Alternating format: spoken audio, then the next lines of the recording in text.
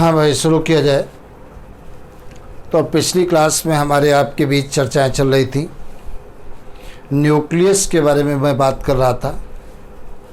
मैंने ये तुमको बताया था, देखिए न्यूक्लियस पहले भी पढ़ा चुके हैं, आज थोड़ा सा रिवाइज हम कर रहे हैं क्योंकि आज ये चैप्टर भी ख़त्म होगा। मैंने तुमको बताया था कि अगर किसी सेल के अंदर न्यूक्लियस नहीं है तो वो सेल डेड होगी। केवल दो सेल को छोड़ करके, एक तो मैंने बताया था कि मैमल्स की माइटोकॉन्ड्रिया और प्लांटों में फ्लोएम में एक सीव ट्यूब होती हैं, उनमें भी न्यूक्लियस नहीं पाया जाता है। मतलब मैमल्स की माइटोकॉन्ड्रिया मैमल्स की आरबीसी और प्लांटों में फ्लोएम की सीव ट्यूब, ये दोनों जीवित, लेकिन इनमें न्यूक्लियस नहीं पाया जाता है। अगर बाई चांस तुमसे पूछ लिया गया, बताइए मैमल्स की आरबीसी में न्यूक्लियस क्यों नहीं पाया जाता है? न्यूक्लियस एम्ब्रियोनिक स्टेज में मिलता है मैमल्स की आरबीसी में, लेकिन मैच्योरिटी के समय नष्ट हो जाता है। न्यूक्लियस नष्ट हो जाने से प्रॉफिट ये होता है, आरबीसी का सरफेस एरिया बढ़ जाता है और जिससे अधिक से अधिक हीमोग्लोबिन के मॉलिक्यूल उसमें एम्बेडेड हो सके। इसलिए आरबीसी के अंदर न्यूक्लियस नहीं पाया जाता है मैमल्स की। केवल मैमल्स में दो ही मैमल्स ऐसे हैं जिनकी आरबीसी में न्यूक्लियस पाया जाता है। कौन कौन से वो हैं? एक है कैमल और दूसरा है लामा। ये दोनों फैमिली कैमलियाइडी के मेंबर्स हैं। और फ्लोएम की सीव ट्यूब में न्यूक्लियस नहीं पाया जाता है, लेकिन सेल के सीव ट्यूब के अंदर साइटोप्लाज्म पाया जाता है। और सीव ट्यूब की सारी एक्टिविटी पर कंट्रोल किसका होता है? कंपेनियन सेल का होता है। तो देखा जाए, जहाँ पर भी सीव ट्यूब मिलेगी उसके लेटरल साइड में कंपेनियन सेल जरूर पाई जाती हैं। तो कंपेनियन सेल्स का जो न्यूक्लियस होता है वो सीव ट्यूब की एक्टिविटी पर कंट्रोल करता है। तो ये बातें तुम्हें याद रखना है। क्वेश्चन ऐसे भी पूछ सकते हैं, बताइए किसमें साइटोप्लाज्म पाया जाता है लेकिन न्यूक्लियस नहीं होता है और वो जीवित है? तो आपका आंसर होगा फ्लोएम की सीव ट्यूब्स। उनमें साइटोप्लाज्म पाया जाता है लेकिन न्यूक्लियस नहीं पाया जाता है और वो जीवित होती है। जनरली एक सेल के अंदर एक न्यूक्लियस पाया जाता है। अगर प्लांट की किसी एक सेल में एक से अधिक न्यूक्लियस पाए गए हैं, तब उसे क्या कहते हैं? कोइनोसिटिक सेल कहते हैं। क्या कहते हैं? कोइनोसिटिक सेल कहते हैं। और अगर एनिमल है, उसकी सेल में एक से ज़्यादा न्यूक्लियस पाए गए हैं, तो उसे क्या कहते हैं? साइनोसिटिक कहते हैं।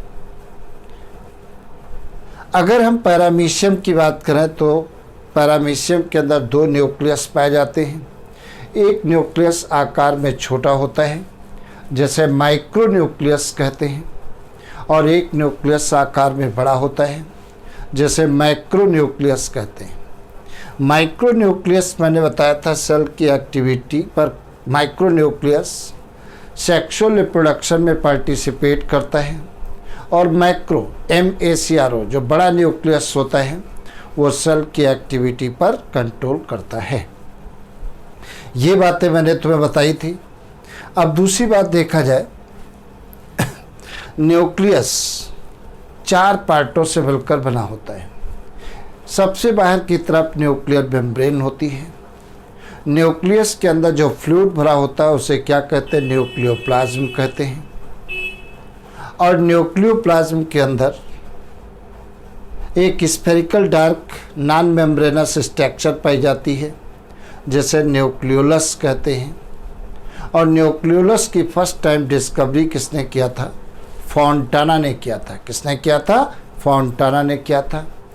और न्यूक्लियोलस के अंदर राइबोसोमल RNA की सिंथेसिस होती है। राइबोसोमल RNA की सिंथेसिस होती है। दूसरी बात देखा जाए, न्यूक्लियोप्लाज्म के अंदर क्रोमैटिन का एक नेट पाया जाता है, जिसे क्रोमैटिन रेटिकुलम कहते हैं। अगली बात मैंने बताया था, क्रोमैटिन रेटिकुलम के एक छोटे से छोटे टुकड़े को क्या कहते हैं? क्रोमोजोम कहते हैं। और क्रोमोजोम टर्म किसने यूज़ किया था? डब्ल्यू वाल्डियर ने यूज़ किया था 1888 में। मैंने तुमको बताया था प्रत्येक क्रोमोजोम्स 2 धागे जैसी स्ट्रक्चर का बना होता है। प्रत्येक थ्रेड लाइक स्ट्रक्चर को क्या कहते हैं? क्रोमोनीमा कहते हैं, या इसी को क्रोमोनीमेटा कहते हैं, या क्रोमेटिड कहते हैं। दोनों क्रोमोनीमा एक स्थान पर सेंट्रोमियर के द्वारा जुड़े रहते हैं।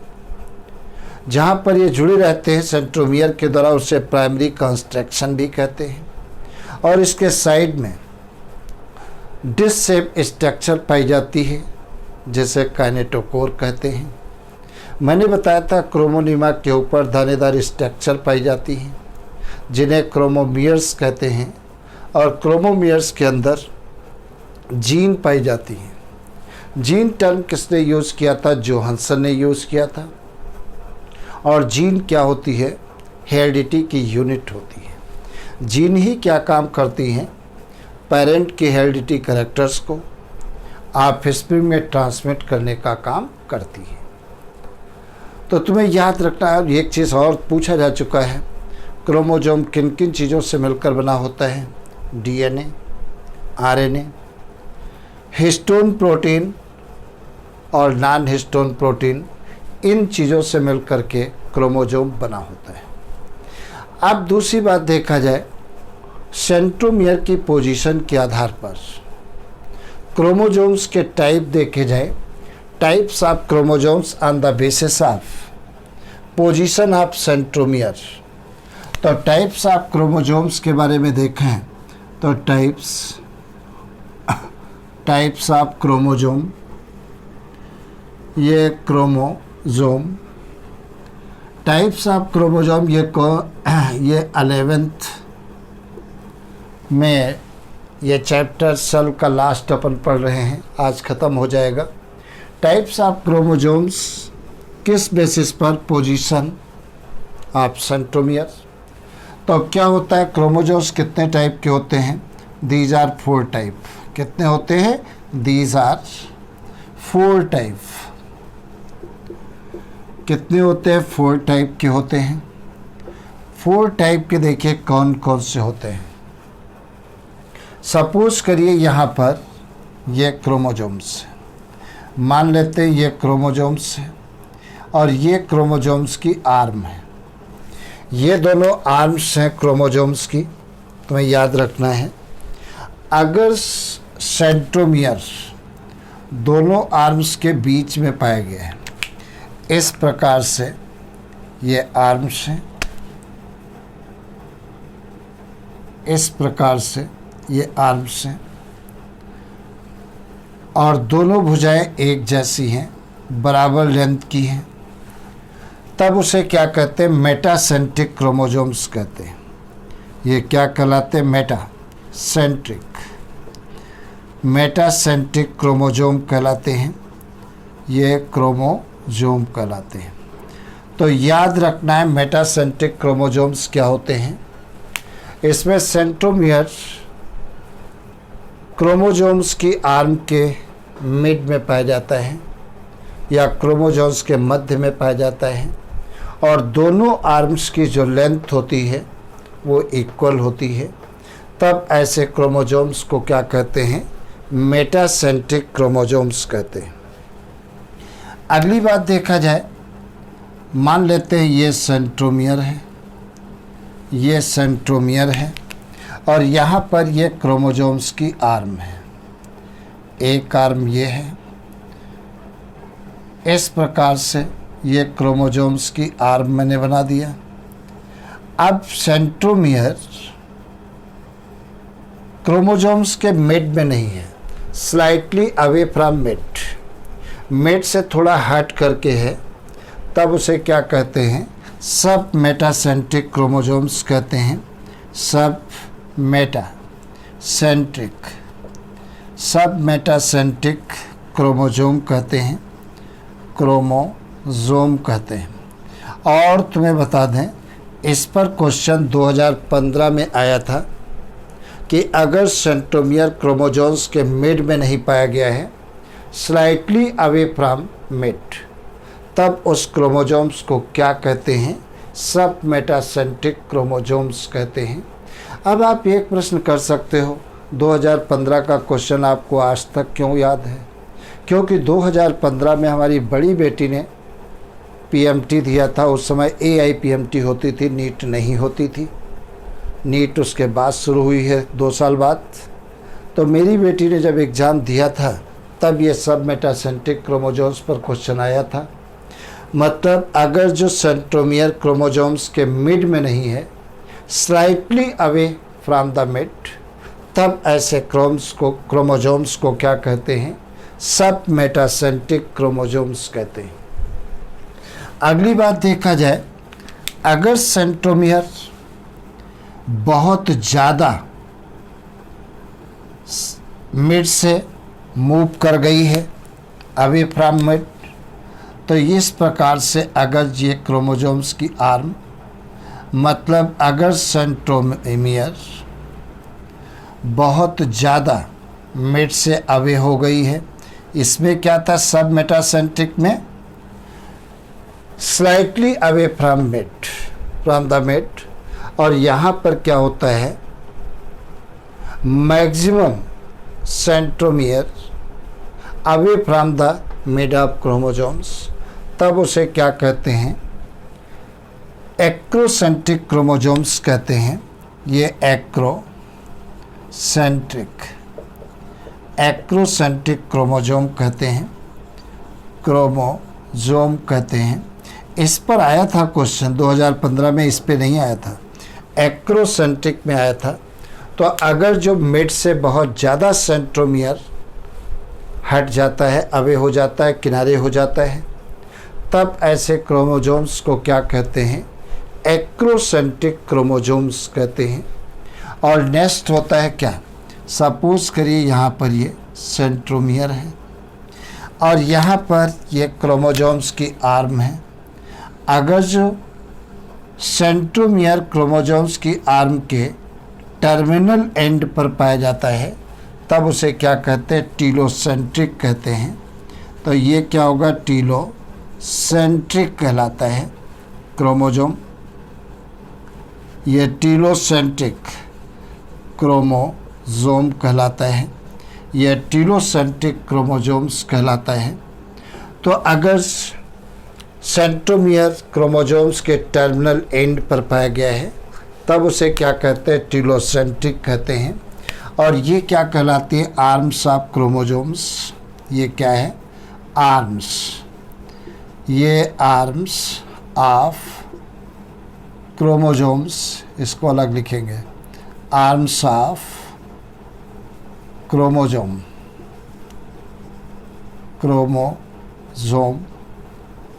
ये आर्म्स ऑफ क्रोमोजोम्स, ये क्या कहलाता है? सेंट्रोमियर कहलाता है।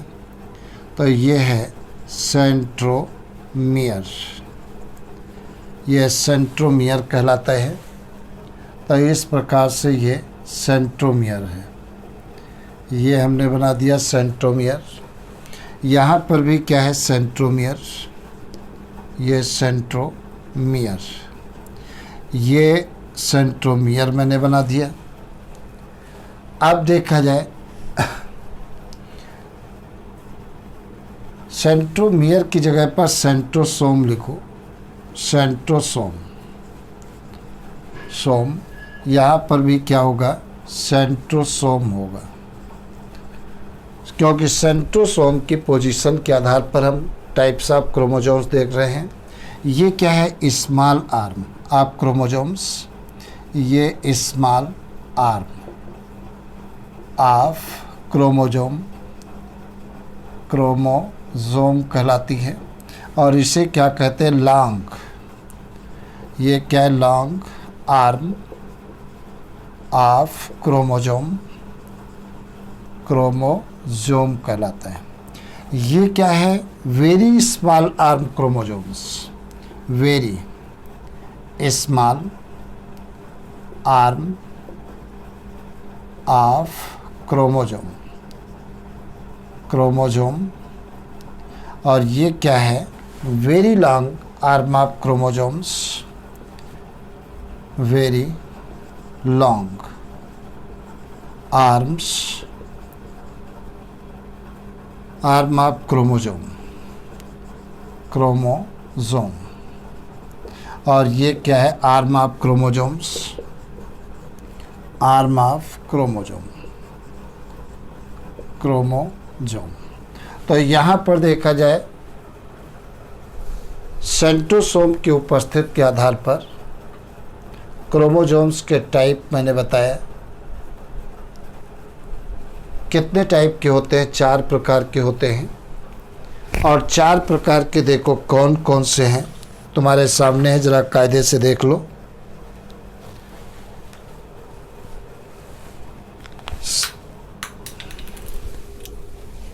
सेंट्रोमियर ही करो, ज़्यादा अच्छा है। सेंट्रोमियर, यहाँ पर भी सेंट्रोमियर करो, यहाँ पर भी ये क्या है? Centromere, centromere. तो सेंट्रोमियर की बेसिस पर क्रोमोजोम्स के टाइप कितने टाइप के हैं? 4 प्रकार के। एक कौन से? Metacentric chromosomes. अगर सेंट्रोमियर क्रोमोजोम्स के मिड में पाया गया है तब उसे क्या कहते हैं? मेटासेंट्रिक क्रोमोजोम्स कहते हैं। अगर थोड़ा सा मिड से अभी पाया गया है तो उसे सब मेटासेंट्रिक कहते हैं। अगर सेंट्रोमियर मिड से बहुत ज़्यादा अभी पाया गया है तब उसे क्या कहते हैं? एक्रोसेंट्रिक कहते हैं। और इस पर क्वेश्चन आ चुका है। और अगर सेंट्रोमियर क्रोमोजोम्स की टर्मिनल पोजीशन पर पाया गया है तब उसे क्या कहते हैं? टीलोसेंट्रिक कहते हैं। क्या कहते हैं? टीलोसेंट्रिक कहते हैं। तो इस प्रकार से क्रोमोजोम्स सेंट्रोमियर की पोजीशन के आधार पर कितने टाइप के होते हैं? 4 प्रकार के होते हैं। कितने टाइप के होते हैं? 4 प्रकार के होते हैं। तो ये चीज़ें मैंने तुमको बताई। जनरली क्या होता है, एक चीज़ और देखी जाए जो हम तुम्हें बताना चाह रहे हैं। ये तो सेंट्रोमियर के आधार पर क्रोमोजोम्स के टाइप देखे जाए, ये मैंने बताया। अब देखा जाए क्या होता है। चाहो तो आप नोट करके भी इसे नोट कर सकते हो।